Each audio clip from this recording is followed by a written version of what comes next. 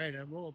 Okay, let's start with your first and last name and spell it for us. My name is Jonathan Cutler. That's Jonathan. Cutler is Cutler.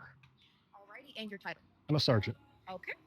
Alrighty, and so last night there was a stabbing, and we heard some information about enhanced patrols, and we want to talk about that and make that our focus today. So, Sure. I wanted to just ask, where exactly will these enhanced patrols be focused during the weekends? So these enhanced patrols are in the downtown area.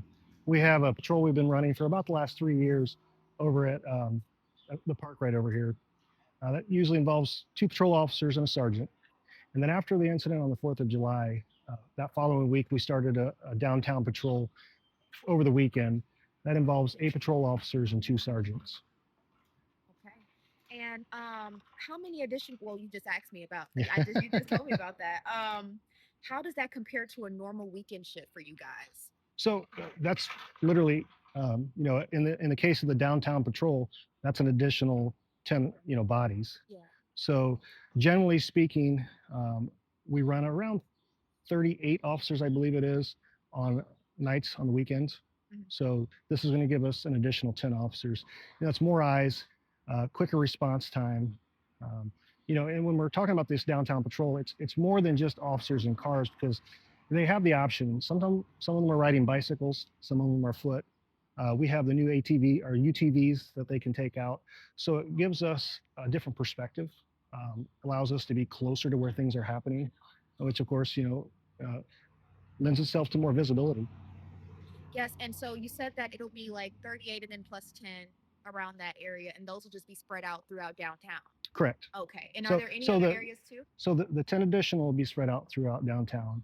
And then you have each of the quadrants that has their own minimum counts. So that will be spread out throughout the rest of the city then. Okay. And do you have those numbers for us? I know that's probably a lot to ask, but we kind of want to add those numbers into. So I believe it is around 38 officers is the minimum count for third shift. Um, that changes twice a year. So, and then each quadrant has its own set. I believe like Southwest, there's a minimum of 9 officers out there. Southeast, there's a minimum of 8 officers out there. I don't remember what it is for Northeast, and it's a similar number for Northwest as it is the other quadrants. Okay. And is this increased patrol presence temporary, or will we be seeing this, more often throughout the summer months? So right now, the plan is these patrols will be run through August. We're very much an evidence-based police department. So take a look at the call volume, the type of activity that's going on, and determine whether that's something we need to continue or not. And does Fort Wayne PD believe that a stronger visible presence will truly deter violence incidents, or is this more about faster response when incidents happen? So the goal is deterrence. We would much rather people not commit a crime because we're around. It costs less. There's less cost to human lives if we can deter a crime. So that's the first goal. Obviously, if we can't, and sometimes we can't because people are determined to do what they're going to do regardless of where we are, we want to be there so that we can respond quicker. We want to be there to make sure that we can save lives, protect people, protect property. Got you. And what is Fort Wayne PD hearing from the community about safety concerns, and how are those concerns shaping where these patrols are sent? So each one of the quadrants has its own command staff, and a lot of calls are directed to the deputy chiefs, and they do take those calls seriously. Oftentimes, it can be as simple as we're having problems at this stop sign, and the deputy chief will then direct the quadrant to maybe put somebody on that stop sign to watch it. So we are very reactive to requests for patrols. In this case, obviously, there was a lot of outcry about what occurred in downtown, and there's a lot more foot traffic in downtown than has been in years. So it's obviously a good option for us to bring more officers and to make people feel safe. So they want to come downtown. So if they want to spend time here, it's what's in the best interest of our city and what's in the best interest of our citizens. Yes, you just told me about how you guys are pretty much paying attention to what's going on and really like, looking at everything that's happening and making your decisions based off that.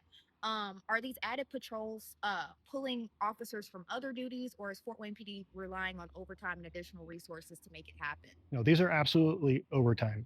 We are not pulling from the rest of the city to do this. These are officers that are willing to work extra overtime to help out. And how does the department plan to measure whether these enhanced patrols are actually making a difference in reducing violent crime? So unfortunately, it's really hard to tell whether you deter something or not. You never know when somebody's going to do something. So the only thing we can do is look to see what happens. Are there more violent acts downtown? Is this going on while we're here? And if it's not, then the only deduction we can make at that point is that it's because we were there.